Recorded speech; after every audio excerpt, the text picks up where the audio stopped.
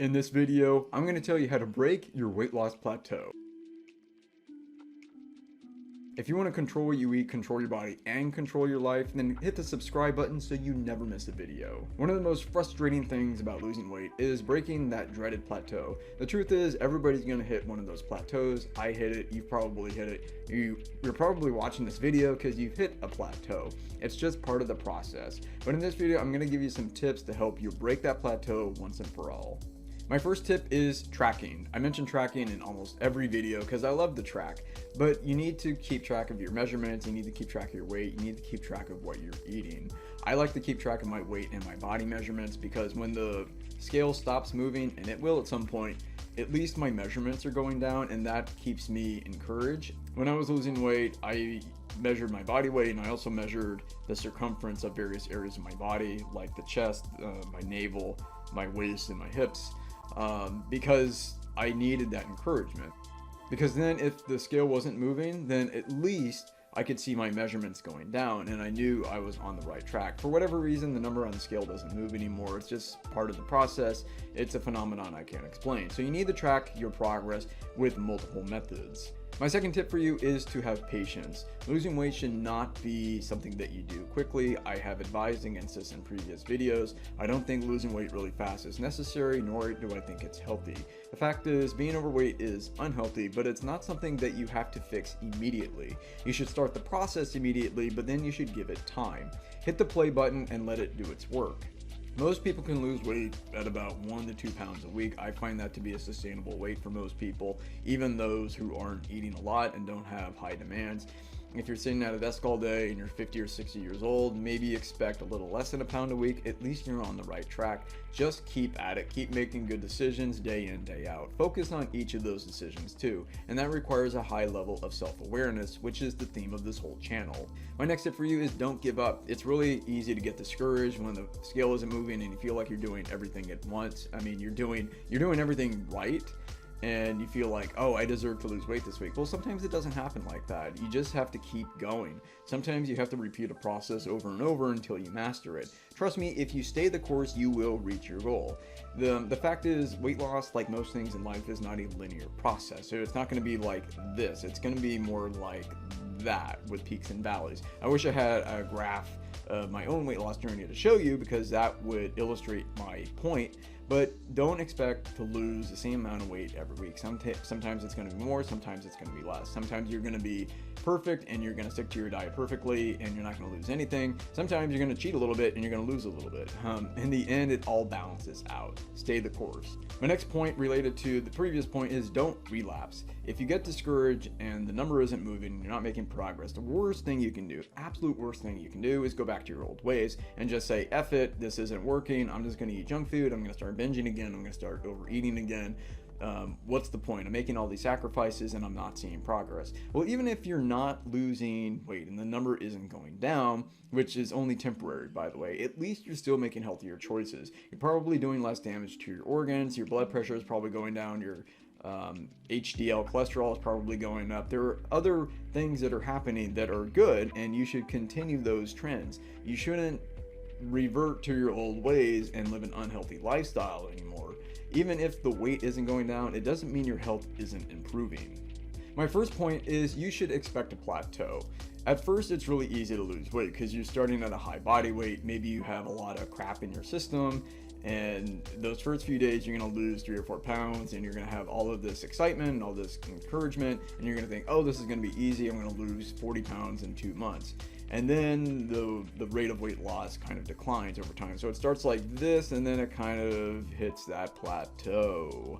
It gets really slow, and then you think, I was losing so much weight, now I'm not losing anything. Well, the fact is, your metabolic rate is going down because you're using less energy to move less mass. And when you weigh less, you need to use less to move your body. It just makes sense. I like to say that for every pound you lose, you're going to burn 10 fewer calories a day. So if you lose 10 pounds, you're burning 100 fewer calories each day. You can mitigate against that loss by doing resistance training and maintaining your muscle mass.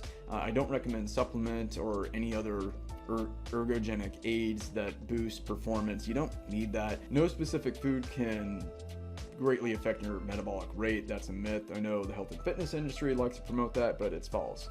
The only two things that can greatly improve your metabolic rate is exercise and muscle mass. And even muscle mass doesn't burn as much as you think. My next tip for you is to lower the density of what you're eating. I know keto is the big rage these days, these super high fat diets and these super low carb diets. Some people get success on them. The truth is a lot of people don't get success on them. And I suspect the reason why is because they think that the keto diet gives them license to eat as much fat as they possibly want. Oh, great, now I can eat 3 pounds of cheese a day. That's not the case. The keto diet has some benefits, and if you haven't watched my video on the keto diet, you should go back and watch that. My point is that increasing the density of your diet is going to make it harder to lose weight. When you're eating nothing but butter, cheese, and cream, and everything you eat, contains large volumes of fat, it increases the caloric density of what you're eating, and it makes it super easy to overeat. This to me is the great problem with high-fat diets. What I recommend is a diet that is higher in carbohydrates, like 50-60% carbs, healthy starches like potatoes, some whole grain bread, and then moderate portions of animal protein, and then 25-30% fat. I don't like the 60 or 70% fat diets. They don't work for a lot of people. The only people that they work for are people who can moderate their intake and who cut out all of the processed food that they were eating. The big benefit of high-fat diets is that they exclude processed carbohydrates, and that's what's really easy to binge on. It's much harder to binge on a stick of butter than it is to binge on a bag of chips. I have research to support this. The National Weight Loss Registry back in 2001, about that time, found that the woman who lost the most weight and kept it off also adopted a lower fat diet. I'm not saying that you need to completely abolish fat from your diet. You don't need to go Dean Ornish here, who only eats like 8% fat diet, which is crazy low, but 25 to 30% is very easy for most people. That's what I recommend. Slightly higher carbohydrate, 50 or 60%, and then 20 to 30% fat. That's what people naturally eat anyway. My next tip for you is to cut the hedonic eating. Hedonic eating is pleasure eating. We eat a lot of times not because we're hungry, but because we have some emotion that's compelling us to eat. We go to parties, we eat with other people, we like to eat when we're watching movies, we like to eat when we're doing our work. It just provides us that cheap stimulus. I'm guilty of that too. I did it for many years. Those are the easy calories to eliminate. The calories you don't need to do what you need to do. The calories you don't need to feel energized. Cut anything that you don't need is what I'm saying. And the hedonic calories or the entertainment calories are the first things that need to go. When you're trying to lose weight, your margin for error is kind of low, especially if your metabolic rate is low. So cut that first, and that usually does the trick. Instead of eating when you watch a movie, don't eat. Instead of eating when you go to the movie theaters, don't eat. Instead of snacking in the car, don't eat. When somebody brings donuts to the office, don't have the donuts. Instead of ordering a soda on the side, don't have the soda, replace it with tea or water. There are so many easy fixes that you can implement today. You don't have to completely overhaul your diet. My next tip for you is to maintain the exercise regimen. Exercise is one of the best ways to maintain metabolic rate. Exercise doesn't help you lose a lot of weight, but it helps you maintain the weight. And I see a lot of people who lose the weight and then they start regaining it. And one of the reasons why is because they don't have a consistent exercise routine. So like I said, exercise will help you maintain that lower body weight because you're burning more, you probably have more muscle mass. You need to do cardio and weights, by the way. Even if it's not weights, you just need to do something that stimulates your muscle mass because you don't want to catabolize or eat all your muscle mass while you lose the weight. You want to lose primarily fat and maintain as much muscle as you can. You need to understand the TEE, or total energy expenditure, will decrease over time because as your body shrinks, which is what we want, your metabolic rate also decreases, which is not what we want. But it's really hard to maintain a high metabolic rate while decreasing the size of your body because you just don't need that much energy to move fewer pounds or fewer kilos. Just accept it as part of the process. My last tip for you is to increase NEAT, or non-exercise activity thermogenesis. This is activity that you burn when you're not intentionally exercising. So a lot of people who are skinny and eat whatever they want, you've heard that before, they usually have a hard time sitting still. They're jittery, they're constantly moving, they're constantly getting up, they walk faster, they move faster, they naturally take the stairs instead of the elevator. One thing you can do, especially if you have a desk job or you're at your computer all the time, as I am, just keep some equipment nearby. Get some push-up bars, get a pull-up bar, get some dumbbells, that way you can raise it, stand up 10 or 20 times, do some body squats, do some arm circles, whatever.